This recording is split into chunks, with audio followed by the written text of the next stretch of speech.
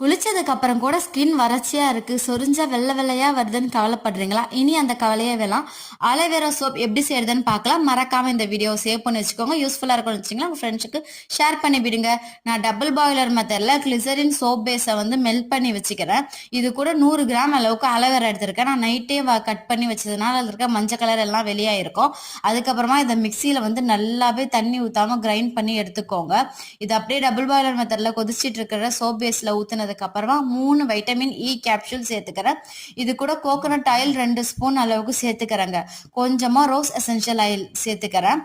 இது வந்து உங்க ஸ்கின்னுக்கு ரொம்பவே மாய்ஸ்சர் கொடுக்கும். ஆலோவேரா சோப்புன்றதுனால நீங்க குளிச்சதுக்கு அப்புறமா கூட உங்க ஸ்கின் மாய்ஸ்சரா இருக்கும். அந்த ட்ரைனஸே நீங்க ஃபீல் பண்ண மாட்டீங்க.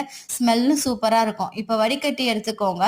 அதுக்கப்புறமா ஒரு சோப் மோல்டோ இல்ல ஒரு கிண்ணத்துல தேங்காய் எண்ணெய் தடவியோ நீங்க வச்சுக்கிடலாம். இப்படி எடுத்து பாருங்க, வெண்ணெய் மாதிரி சூப்பரா வருது இல்ல. சோப் கூட நல்லா இருக்கும். கண்டிப்பா